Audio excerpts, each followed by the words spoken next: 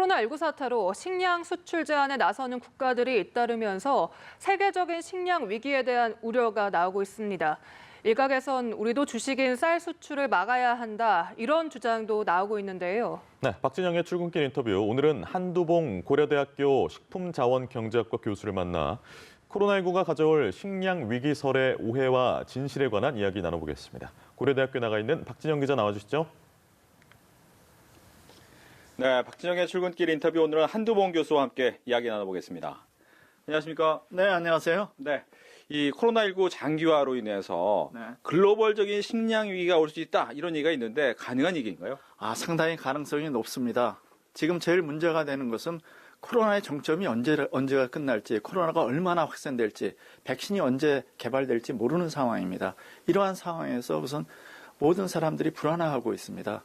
그 코로나가 미치는 영향은 실질적인 효과 외에 불안감으로 인한 심리적인 효과가 굉장히 많습니다. 최근 전 세계적으로 나타나는 현상은 사재기 현상입니다. 불안한 이러한 재앙이 왔을 때 사람들은 과연 내가 식량을 갖다 안정적으로 공급받을 수 있는가 하는 불안하기 때문에 저장이 가능한 농산물 가격이 뛰고 있습니다. 예를 들면은 전 세계적으로 곡물이라든가 오렌지 주스라든가 물이라든가 또 최근에는 휴지 같은 거, 생필품의 수요가 굉장히 많이 늘어나죠. 처음에 수요가 늘어나지만은 코로나가 확산이 되면 될수록 우선 각국이 국경을 봉쇄하고 있습니다. 그러니까 필요한 식량을 서로 공급받을 수도 없고 또 농업 노동자들을 외국으로부터 들여올 수도 없습니다. 그리고 또 한편 운전자들, 트럭 운전자들이 확진자가 많아짐에 따라서 운전을 못하기 때문에 정상적으로 아무리 생산이 많다고 해도 수송을 할 수 없기 때문에 각국이 식량의 불균형이 나타날 수밖에 없고 특히 수입국, 개도국에서는 식량 위기를 맞을 것이라고 FAO라든가 많은 전문가들이 예상하고 있습니다. 네, 이렇게 좀 글로벌 식량 위기가 나타날 가능성이 크다. 그렇다면 우리나라에서도 쌀 수출을 좀 줄여야 되는 거 아니냐, 아니면 쌀을 사둬야 되는 거 아니냐, 이런 얘기가 나오거든요. 이건 어떻게 해야 될까요?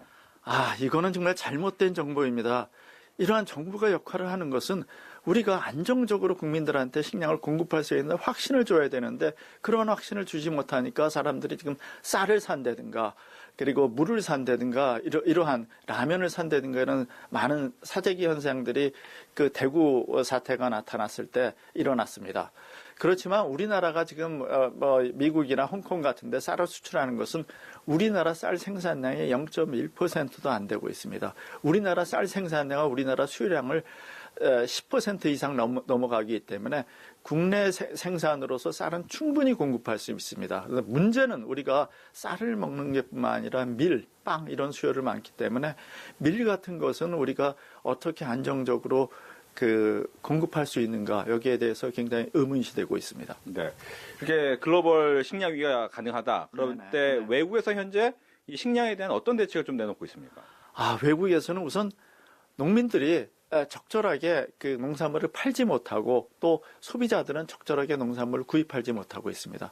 실업자가 넘쳐나고 있습니다. 미국에서는 지금 1,700만의 실업자가 나타났고 우리나라에서도 많은 사람들이 직업을 잃고 있습니다. 그래서 미국에서는 2조 달러의 긴급 자금을 갖다 마련하고 이 중에 한 2.4%에 이르는 480억 달러를 농업 부분에 지원하고 있습니다. 트럼프 대통령이 매일 7시에 저녁 7시에 브리핑을 하는데 농민들한테 대한 충분한 지원을 하겠다고 약속을 했었습니다.